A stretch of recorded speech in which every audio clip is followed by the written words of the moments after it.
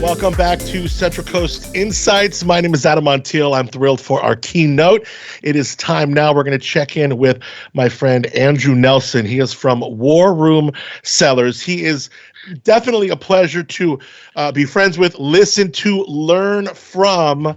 I remember one of my favorite stories with you and my co-host for the Cork Dorks was feeling under the weather, and I had this interview. I was super excited with Master Psalm Brian McClintock and Raj Parr. Yeah. And my first call was to Andrew Nelson to sit in for my co-host, and we had such a good time. I love being on the air with you and learning from you. So I'm excited to dig into this What a Buyer Wants keynote, talk about case studies on how each purchase that War Room has made has come about and where it's evolved from, maybe how Room Cellars evaluates a potential purchase, and what wineries who want to position themselves to be ready to be acquired, what to do. So I'm excited, and keep in mind, if you have questions for Andrew throughout, get into that black box on the right-hand side, ask them, and I will gauge in real time our questions, and Andrew will kind of, he'll modify the time that he goes so we can try and get them all in, because Andrew is really worthy brain to pick. So without further ado, cheers, my man. Good to see you, and go to it. Hey, Adam. I do remember that we blind tasted them, and they were like, oh, God. Again. Of course we're going to blind taste you. So I'm really excited about this and humbled, and I've thought a lot about what I want to say. So thank you to Wine Business and Central Coast Insights, some great panelists so far.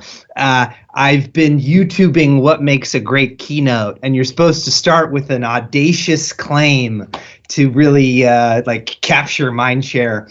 So here's my claim. There are way too many wine brands in the world. Do not start a wine brand unless you're the Dows.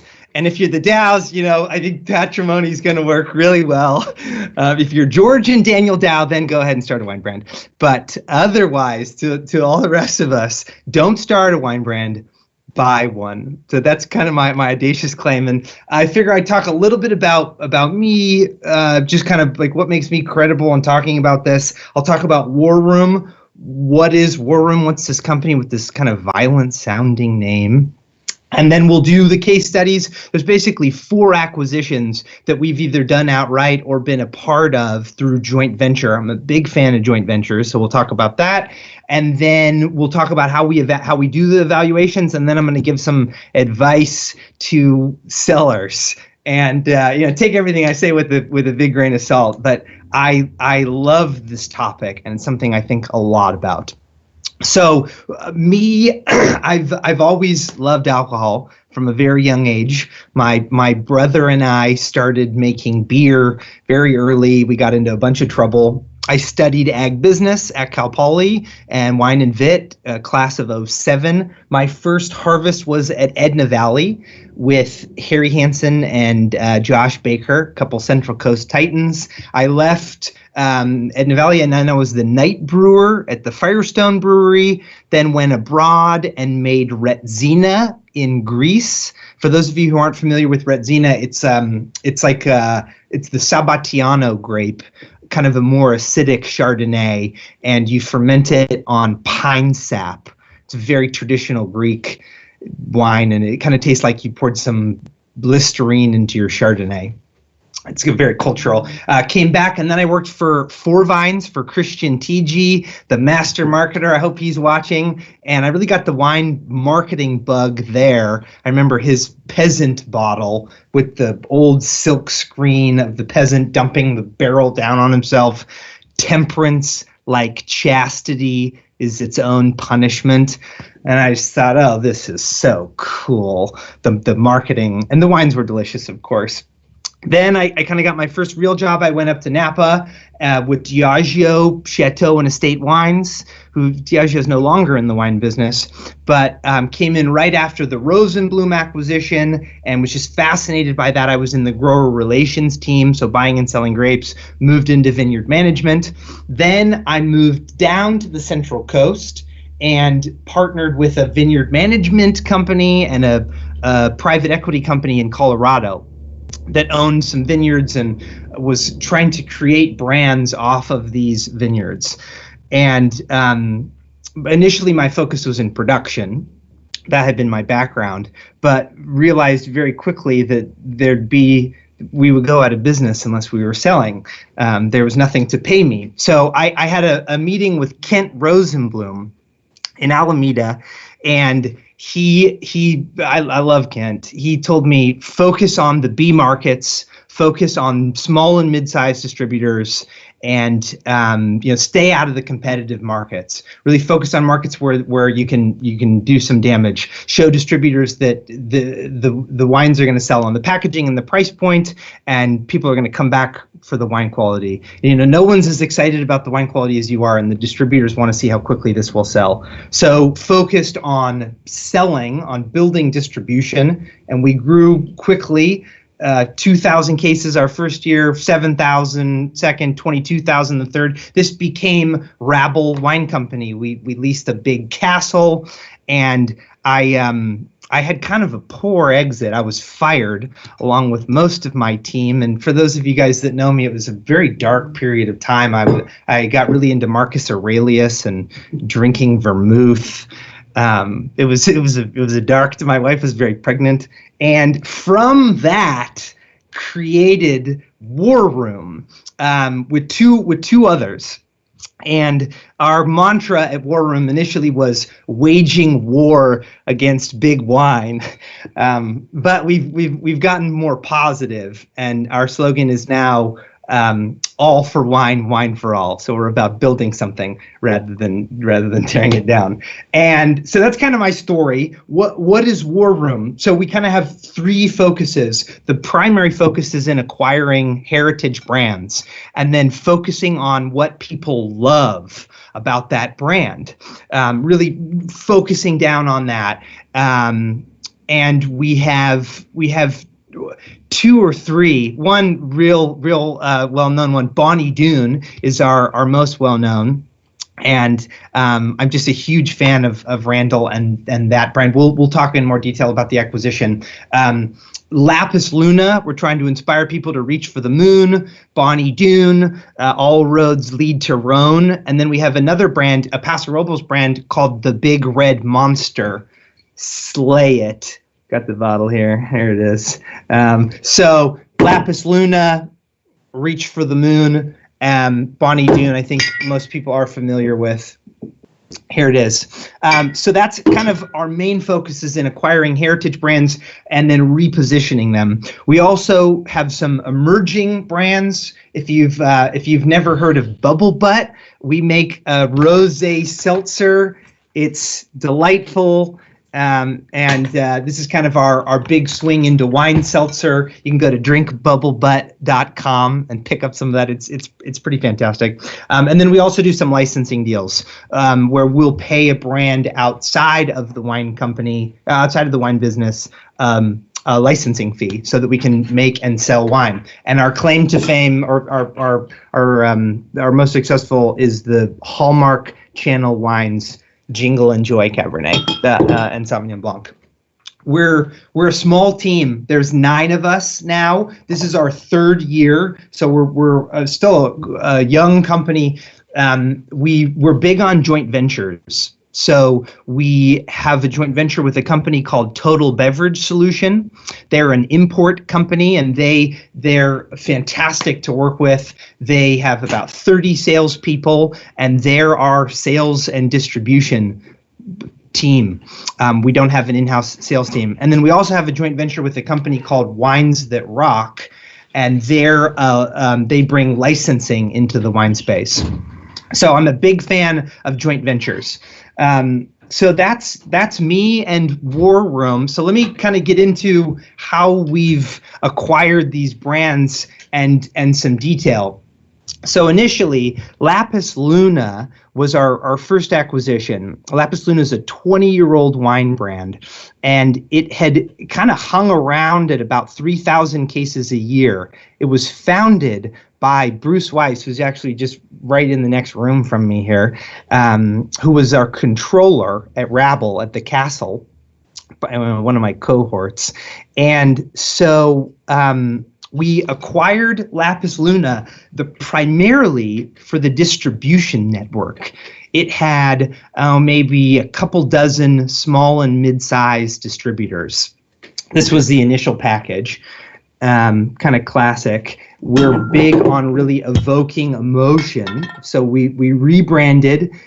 Each label shows a faceless hero reaching for the moon. I'm trying to be real positive these days. And what was particularly attractive was its longevity. Usually, if there isn't somebody that just bleeds the brand, if there isn't a really strong brand champion, the brands tend to die relatively quickly. And Lapis Luna had existed for over 20 years. And at its heyday, it was with Chambers in California, one of our favorite distributors, and was up to 10,000 cases. So we acquired Lapis Luna. We relaunched it with new packaging, new price point, new sourcing, and we were kind of off to the races. Our second acquisition was with Bonny Doon, and Bonny Doon was almost 3 years in the making. Just a little tangent on Bonny Doon. I was contacted immediately after being unemployed. The interim GM at Bonny Doon, Rick Flowerday, reached out and said, "Hey, I heard that you can raise some money and you could help sell some wine." Neither of which were particularly true. But he said, "Will you have a meeting with me?" And I said, "Of course. I love Bonny Doon. I learned about Randall in college, and yeah, absolutely."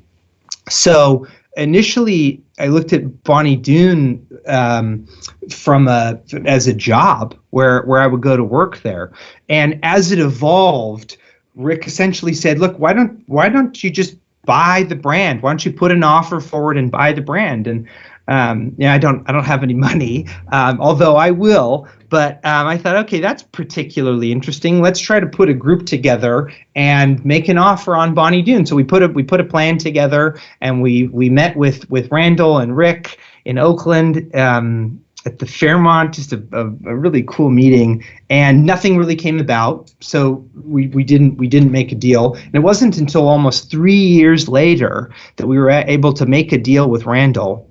And the what's particularly attractive about Bonny Doon is its legacy.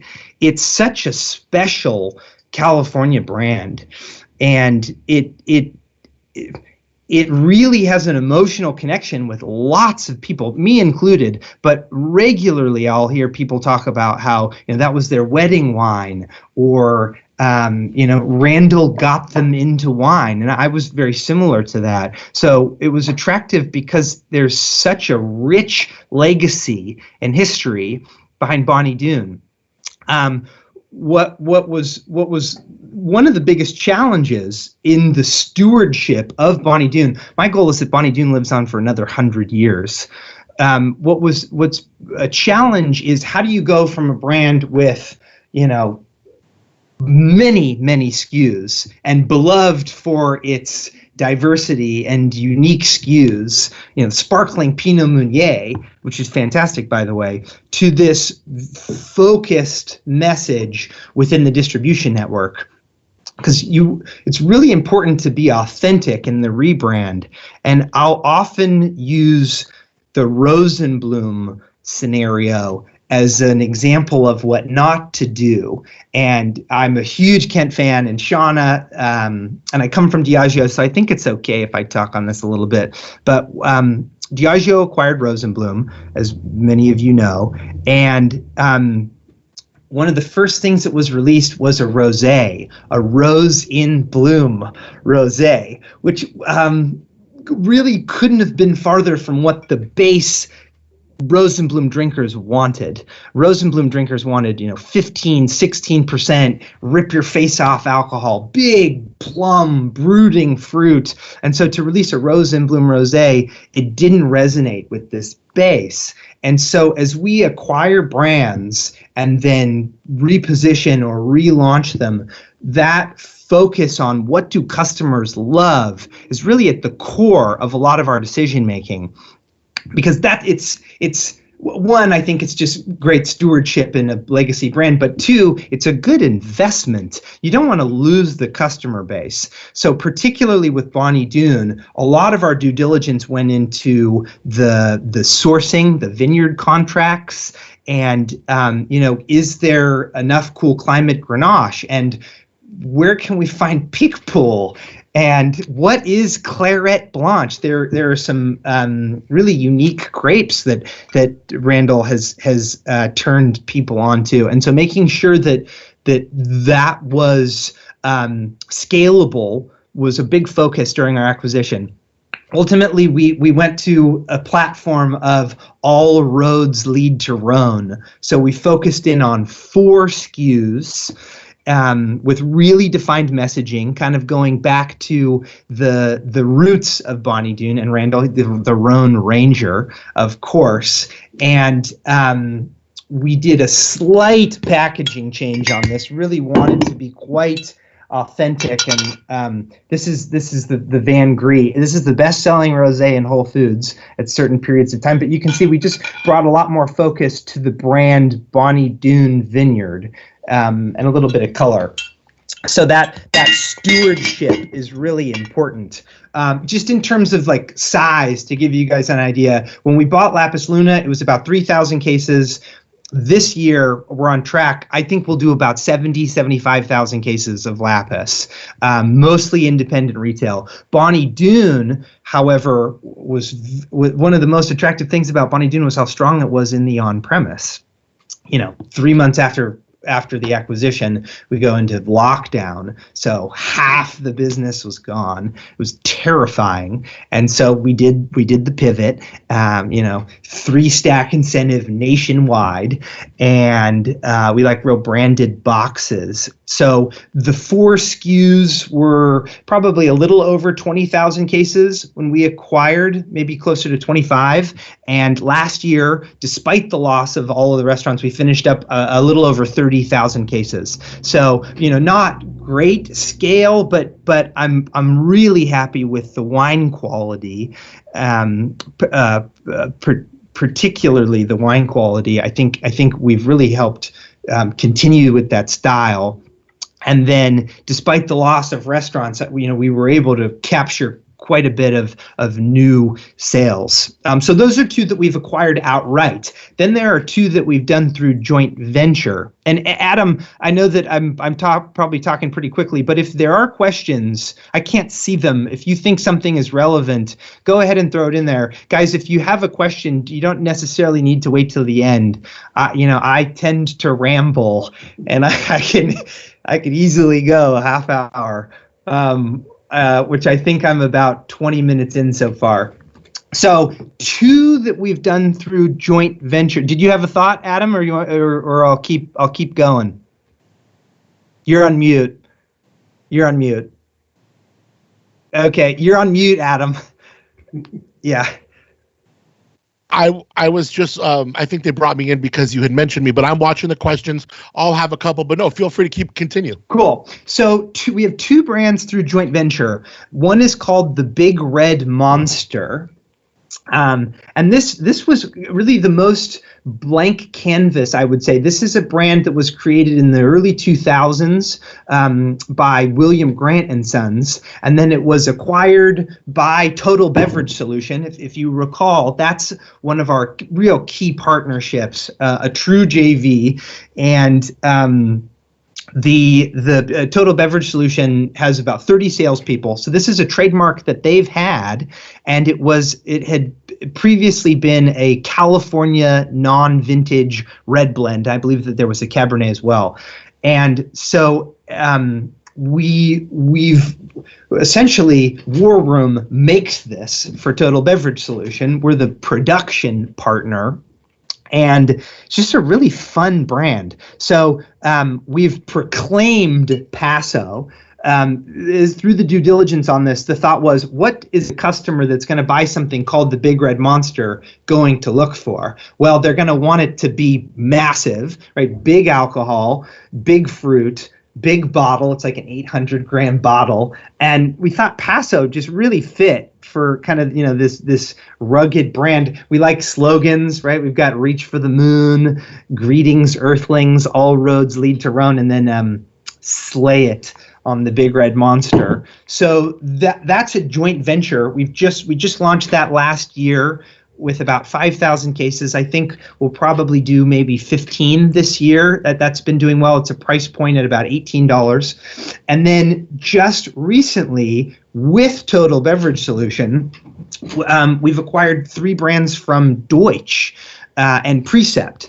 So those 3 are Skyfall, a Washington brand, EPA, the America's #1 premium sangria, and Ruta 22, an Argentinian Malbec that's made by Francois Lurton, a really great winemaker. So those 3, how did those come about? Well, it's kind of a unique story, but I will tell it. In the early days of Lapis Luna, we were real focused on this idea of a joint venture, and we had made it down the path relatively far with several, including with Deutsch. And I'm just a huge fan of the Deutsch brands, and particularly their model of joint venture, where they'll have a production partner that's really focused on quality and producing, and then they can be the sales and distribution partner for a small wine company or a growing wine company. I just think that's a really attractive model, so long as the margins are enough. But I think that can add a lot of value to each side. So we get to the finish line. Out of 30 brands, Lapis Luna is the one, and we're going to do this big deal. And then at the 11th hour, there's something called a hedonic test, and it basically is like it's a formality. It tests how pleasing a label is. He had to Google hedonism. It's like pleasing to the senses. And Lapis Luna performed very poorly. It's like 9th percentile. You can believe that. Like, look at this. How inspirational are these? Reach for the moon. We're going to sell 70,000 cases this year. But, alas, I get this email like, no way, we're not going through with the deal. But kept in contact. And ultimately, 2.5 years later, that turned into a phone call where they have some brands that they're interested in selling. And interestingly, we're on the acquiring side. So we've acquired these with Total Beverage Solution, and same scenario as Big Red Monster, where War Room is the production partner. We handle all aspects of production, and then Total Beverage Solution is sales and distribution. So those are kind of the 4. Next, I want to go into how do we evaluate a deal. And these are going to be specific to us. So I'm sure people may disagree with some aspects of this, but the one of the first things we look at is, can it scale? Is there something here that is growable? And the lens that I apply, that I've gotten a ton of flack for actually, is around 1 million cases. And I know that that's like a ridiculous number, but if you apply that lens, can this get to 1 million cases? It's really helpful in your decision making.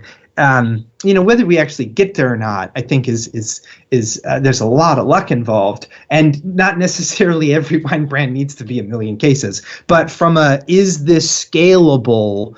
I think that's a really good lens. So scale is a big one. The other piece that we look at, you got bubble butt there. You got a bubble butt. Very nice. Yeah, nice scan. The other thing that we really look at is SKU focus. We look at a lot of brands that are for sale, and sometimes it's very difficult to determine where is which wines are selling. There can be a ton of wines in the portfolio, and none are particularly selling more than the others. And from an acquisition standpoint, that's not particularly attractive. We really like to see some concentration of SKU focus, not necessarily half of the business or even 30, but something that's like, this is a flagship. This is this can be the I love that you're enjoying bubble butt, Adam. I got some questions for you. Oh, no one yeah. touches my bubble butt. No one touches my bubble butt. It's good too. Oh yeah, it's delicious. And I remember talking to you years ago. I mean, probably 3 years ago. We were just, before you were even able to talk about it, and how much thoughtfulness and how much of a deliberate decision was. I mean, I remember going to your house and you were like, "Okay, I got this looking can. I got this looking label." I mean, every decision of this was so intense. I want to get to a few questions right here. One, Sure. You talk about scale. How much more time do we have, by the way? Just We only got about 3. Maybe I can push for 4 minutes. So let's make this quick. And I got a few questions. Well, let me just rattle. Do you mind if I just rattle off my advice really quickly? Go. I got just like 3 points. Go. One is, have your intellectual property really well in order. That tends to cause a ton of problems. Make sure you've got your trademarks in order. The second is, don't be afraid of joint venture. I think that there's a lot of really good opportunities if you've got a brand for sale and maybe you're a little nervous about that, to do a joint venture. And then the third is just, I think this is a given, but just be really careful on your inventory. A lot of times we'll see an acquisition that's just rooted in oversupply of inventory. And so if you can have your inventory under control, that makes things real attractive. Go ahead, Adam. What do you got in terms of questions? I want to get to all the questions, so we're going to have to be curt with the answers. But Please. One, a lot of wineries and brands are kind of scared of the idea of scalability. You thrive on it. It lights you up. What are some different ways to just kind of tweak that lens to get more excited about scalability, maybe be ready for it? Be brave is the first thing. And, Mark Cuban has a quote, 10% of a watermelon is a lot bigger than 100% of a grape. Good point. Audra asked a great question. What has been the biggest challenge so far facing War Room Cellars? Oh, interesting, Audra. The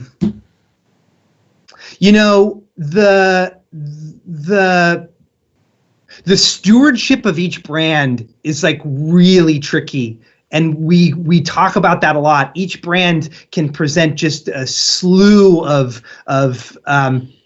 potential issues if you're not authentic to what customers love. And so being able to identify that really quickly and lean into it, and the least amount of missteps is possible. So I'd say really like identifying the heart and soul of the brand is particularly challenging.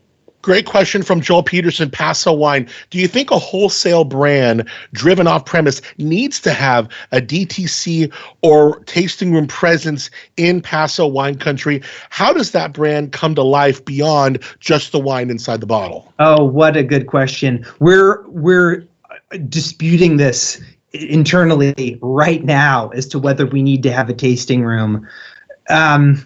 So it's an on-prem. You just ask the question one more time, Adam. I just want to understand the brand. Do you think a wholesale brand driven on-premise needs to have a DTC or tasting room presence in Paso? And how does that wine brand come to life beyond the wine, just in the packaging? I mean, I'd say the short answer is no.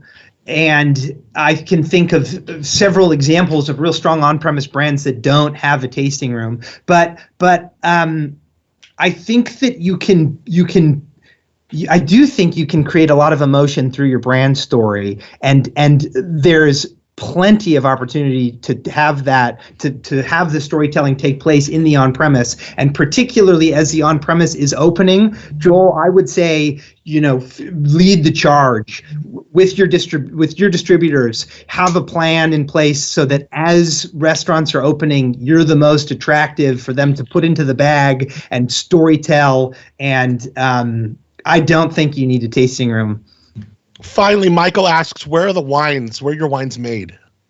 We do production, so we don't own a winery or a vineyard. We buy grapes. We do production contracts. We make all the Bonny Doon wines are made at Monterey Wine Company in King City, who we love working with, and also Center of Effort.